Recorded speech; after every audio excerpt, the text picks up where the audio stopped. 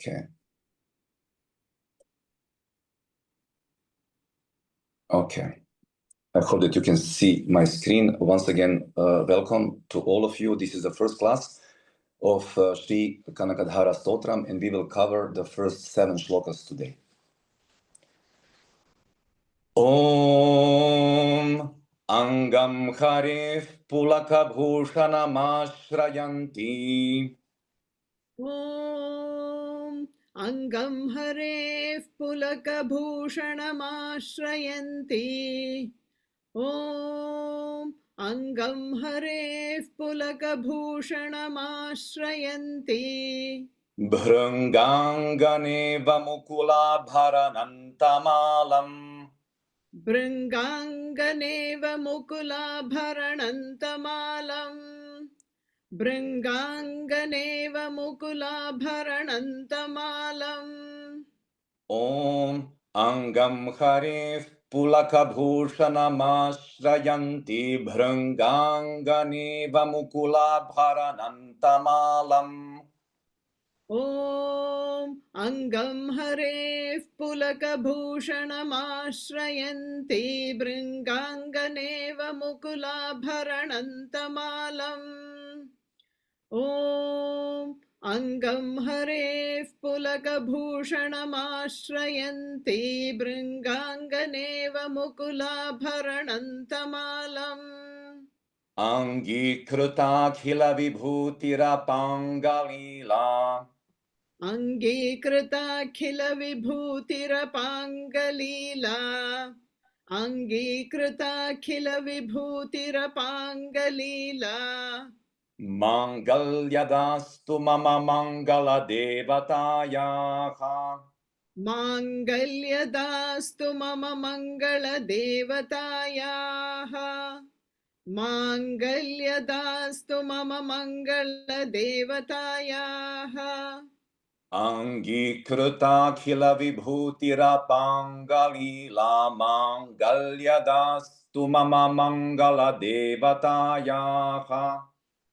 Angikruta Vibhutirapangaleela Mangalyadastu mama mangala devatayaha. Angikruta Vibhutirapangaleela Mangalyadastu mama mangala devatayaha. Om Angam Harif Pulakabhushanamashrayanti Bhranganganeva Mukula Bharanantamalam. Angikruta Khila Vibhutirapangaleela Mangalyadastu Mama Mangala Devatayaha.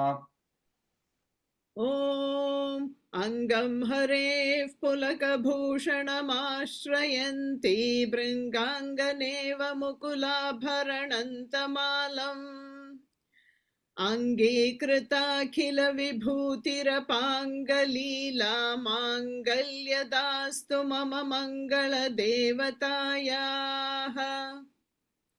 Om Angam Hare Pulakabhushanamashrayanti Bringanganeva Mukulabharanantamalam. Angikruta Vibhutirapangaleela Mangalyadastu mama mangala devatayaha. Mugdha Muhur Vidadhati Vadane Murare. Mugdha Muhur Vidadhati Vadane Murare. Mugdha Muhur Vidadhati Vadane Murare. Prematrapa Pranihitani Gata Gatani. Prematrapa Pranihitani Gata Gatani. Prematrapa Pranihitani Gata Gatani. Mugdha Muhur Vidadhati Vadane Murare. Prematrapa Pranihitani Gata Gatani. Mugdha Muhur Vidadhati Vadane Murare. Prematrapa Pranihitani Gata Gatani.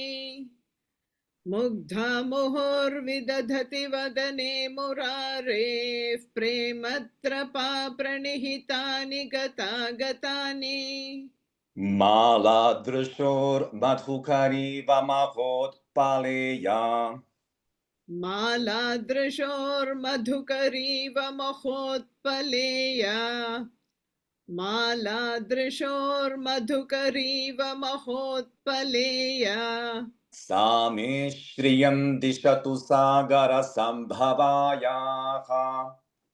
सा मे श्रियं दिशतु सागरसम्भवायाः सा मे श्रियं दिशतु सागरसम्भवायाः मालादृशोर्मधुकरीव महोत्पलेया सा मे श्रियं दिशतु सागरसम्भवायाः मालादृशोर्मधुकरीव महोत्पलेया सा मे श्रियं दिशतु सागरसम्भवायाः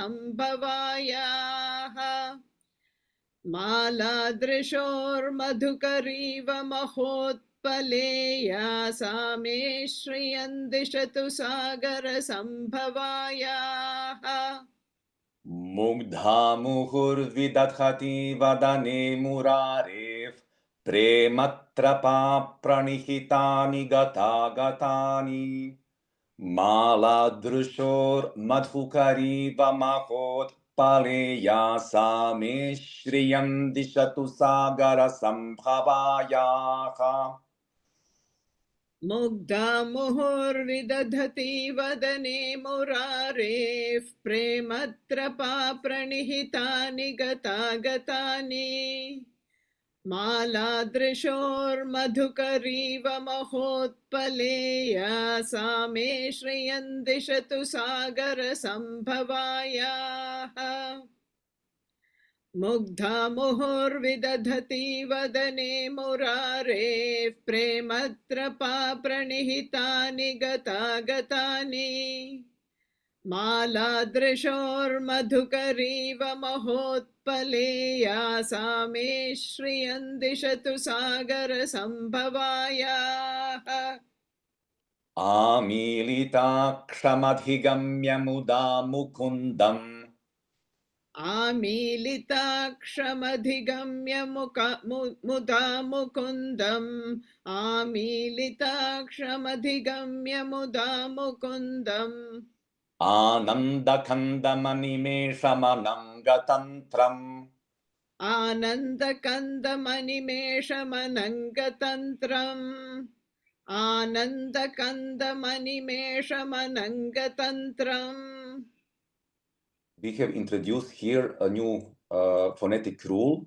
When we have M followed by any vowel, we need to pause. So it's not a yati this time, it's just a pause. So just listen how I will connect these two lines. Om Amilitakshamadhigamya mudam mukundam anandakandamanimeshamanangatantram.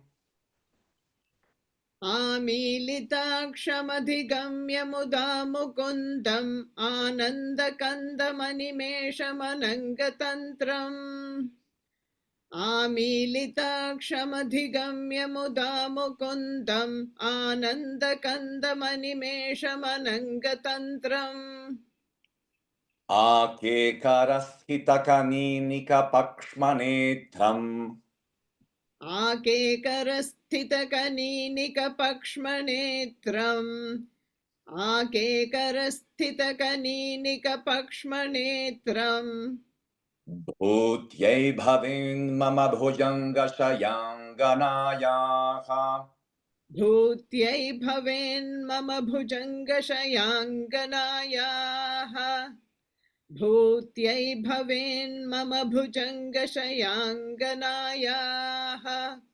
आकेकरस्थितकनीनिकपक्ष्मनेत्रम् भूत्यै भवेन्मम भुजङ्गशयाङ्गनायाः आकेकरस्थितकनीनिकपक्ष्मनेत्रम् भूत्यै भवेन्मम भुजङ्गशयाङ्गनायाः आकेकरस्थितकनीनिकपक्ष्मनेत्रं भूत्यै भवेन्मम भुजङ्गशयङ्कनायाः आमीलिताक्षमधिगम्य मुदा मुकुन्दम् आनन्दकन्दमनिमेषमनङ्गतन्त्रम् आकेकरस्थितकनीनिकपक्ष्मनेत्रं भूत्यै भवेन्मम भुजङ्गशयाङ्गनायाः आमीलिताक्षमधिगम्य मुदा मुकुन्दम् आनन्दकन्दमनिमेषमनङ्गतन्त्रम् आकेकरस्थितकनीनिकपक्ष्मनेत्रं भूत्यै भवेन्मम भुजङ्गशयाङ्गनायाः बाह्वन्तरे मधुचितश्रितकौस्तुभेया बाह्वन्तरे मधुजितश्रुतकौस्तुभेया बाह्वन्तरे मधुजितश्रुतकौस्तुभेया हारावलीवहरिनीलमयी विभाति हारावलीव हरिनीलमयी विभाति हारावलीव हरिनीलमयी विभाति बाह्वन्तरे मधुजितश्रितकौस्तुभेया हारावलीवहरिनीलमयी विभाति बाह्वन्तरे मधुजितश्रुतकौस्तुभेया हारावलीव हरनीलमयी विभाति बाह्वन्तरे मधुजितश्रितकौस्तुभेया हारावलीव हरिनीलमयी विभाति कामप्रदा भगवतोऽपि कटाक्षमाला कल्याणमावहतु मे कमलालयायाः कामप्रदा भगवतोऽपि कटाक्षमाला कामप्रदा भगवतोऽपि कटाक्षमाला कल्याणमावहतु मे कमलालयायाः कल्याणमावहतु मे कमलालयायाः कामप्रदा भगवतोऽपि कटाक्षमाला कल्याणमावहतु मे कमलालयायाः कामप्रदा भगवतोऽपि कटाक्षमाला कल्याणमावहतु मे कमलालयायाः कामप्रदा भगवतोऽपि कटाक्षमाला कल्याणमावहतु मे कमलालयायाः बाह्वन्तरे मधुजितश्रितकौस्तुभेया हारावलीवहरिनीलमयी विभाति कामप्रदा भगवतोऽपि कटाक्षमाला कल्याणमावहतु मे कमलालयायाः बाह्वन्तरे मधुजितश्रितकौस्तुभेया हारावलीव हरिनीलमयी विभाति कामप्रदा भगवतोऽपि कटाक्षमाला कल्याणमावहतु मे कमलालयायाः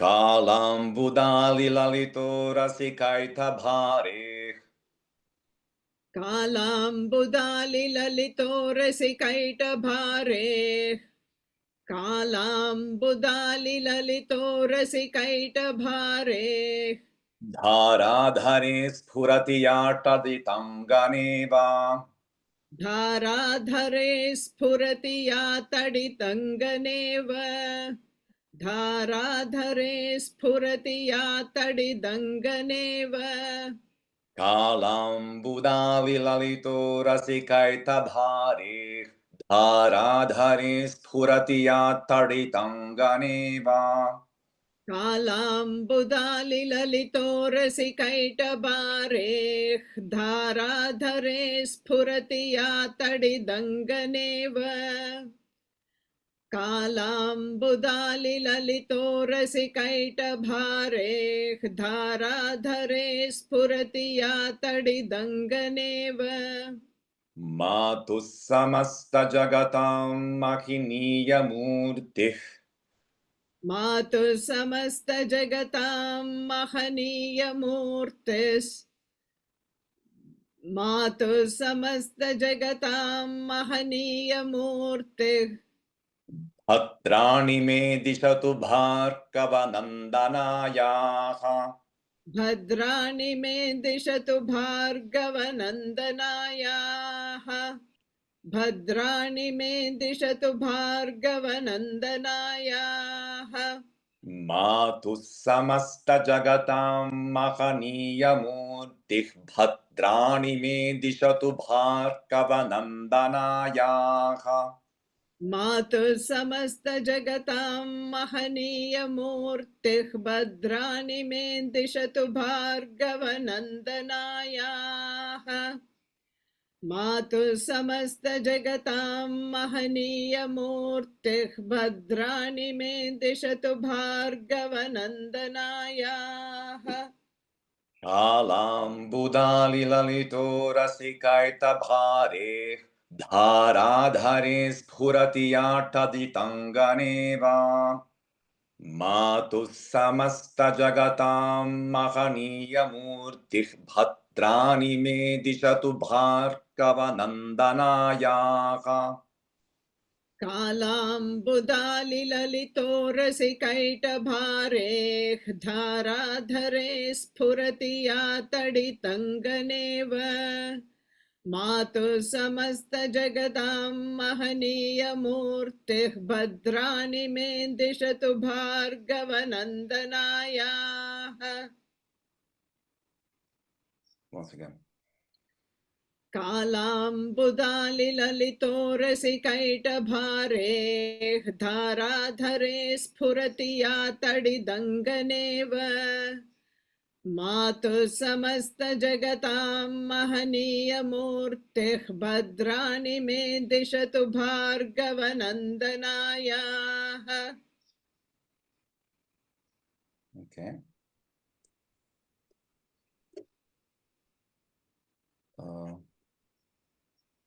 Okay.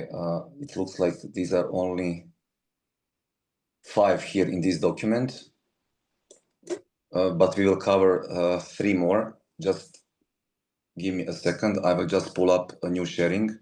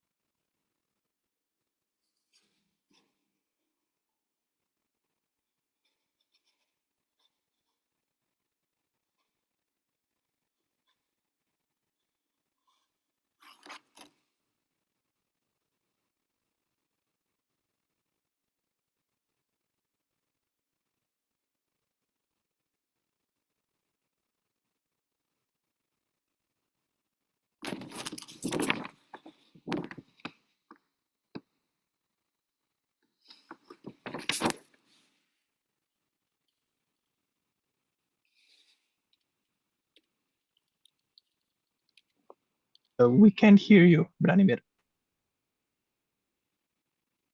Sorry. Do you see my screen? Yes. Okay. but too small. Move. Yeah.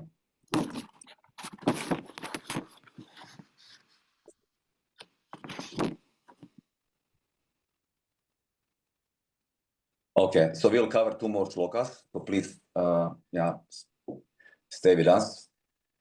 Om praptam padam prathamatah kalu yat prabhavan. प्राप्तं पदं प्रथमतः खलु यत् प्रभावान् प्राप्तं पदं प्रथमतः खलु यत् प्रभावान् Mangalya bhaji madhumadhini manmadhena माङ्गल्यभाजि मधुमाथिनि मन्मथेन माङ्गल्यभाजि मधुमाथिनि मन्मथेन प्राप्तं पदं प्रथमतः खलु यत्प्रभावान् माङ्गल्यभाजिमधुमाथिनि मन्मथेन प्राप्तं पदं प्रथमतः खलु यत्प्रभावान् माङ्गल्यभाजि मधुमाथिनि मन्मथेन प्राप्तं पदं प्रथमतः खलु यत्प्रभावान् माङ्गल्यभाजि मधुमातिनि मन्मथेन मय्यापते तदिह मन्थरमीक्षणार्धम् मय्यापतेत्तदिह मन्तरमीक्षणार्धम् मय्यापतेत्तदिह मन्तरमीक्षणार्धम् मन्दालसञ्चमकरालय कन्यकायाः मन्दालसञ्चमकरालय कन्यकायाः मन्दालसञ्चमकरालय कन्यकायाः प्राप्तं पदं प्रथमतः खलु यत्प्रभावान् माङ्गल्यभाजिमधुमाथिनि मन्मथेन मय्यापते तदिह मन्थरमीक्षणार्थं मन्दालसञ्चमकरालय कन्यकायाः प्राप्तं पदं प्रथमतः खलु यत्प्रभावान् माङ्गल्यभाजि मधुमाथिनि मन्मथेन मय्यापतेत्तदिह मन्तरमीक्षणार्धं मन्दालसञ्चमकरालय कन्यकायाः प्राप्तं पदं प्रथमतः खलु यत्प्रभावान् माङ्गल्यभाजि मधुमाथिनि मन्मथेन मय्यापतेत्तदिह मन्तरमीक्षणार्धं मन्दालसञ्चमकरालय कन्यकायाः विश्वामरेन्द्रपदविभ्रमदानदक्षम् विश्वामरेन्द्रपदविभ्रमदानदक्षम् विश्वामरेन्द्रपदविभ्रमदानदक्षम् आनन्दहेतुरधिकं मुरविद्विषोऽपि आनन्दहेतुरधिकं मुरविद्विषोऽपि आनन्दहेतुरधिकं मुरविद्विषोऽपि विश्वामरेन्द्रपदविभ्रमदानदक्षम्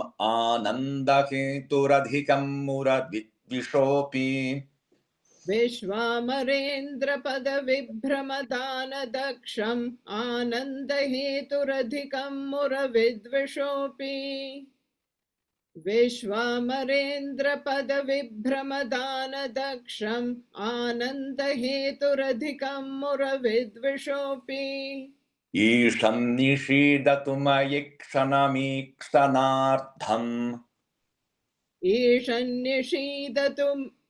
ईशन्निषीदतु मयि क्षणमीक्षणार्धम्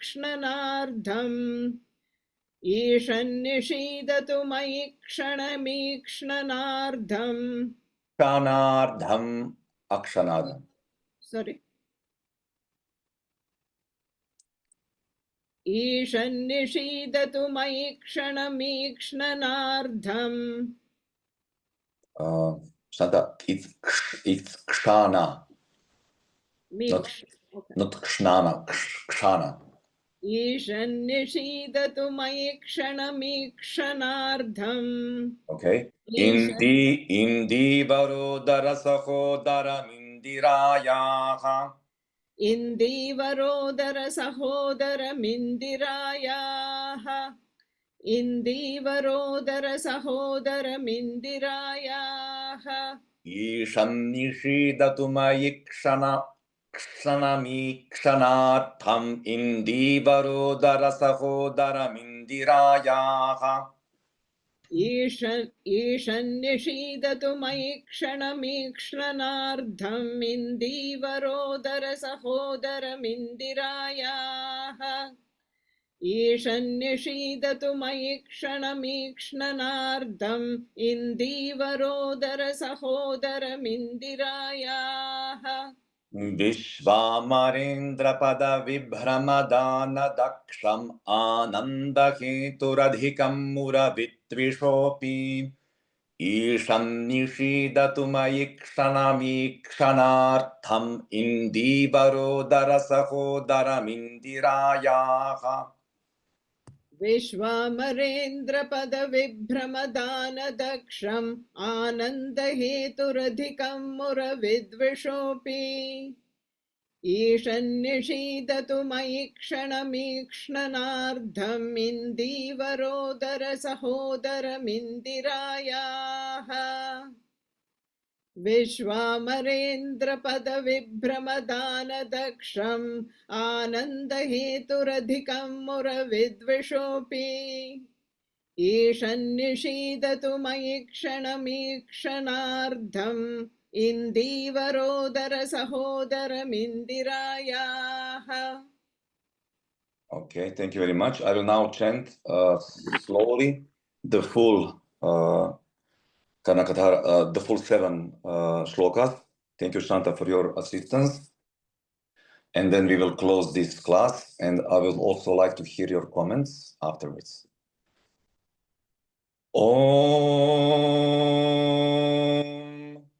Angam Harif Pulakabhushanamashrayanti Bhranganganeva Mukulabharanantamalam Angikrutakila Vibhutirapangalilam Mangalyadastu Mama Mangala Devatayaha Mugdha Muhur Vidadhati Vadane Muraref Prematrapa Pranihitani Gata Gatani Mala Drushor Madhukariva Mahot Paleya Samishriyan Dishatu Sagara Sambhavayaha Amil sorry Amilitakshamadhigamya Mudam Mukundam Anandakandamanimeshamanangatantram Ake Karaskitakanīnika Pakshmanetram Bhutyai Bhavin Mama Bhujanga Shayanganayaha Bhagwantare I'm sorry, I don't know what is happening in my throat. Drink water. Yes, I don't have it.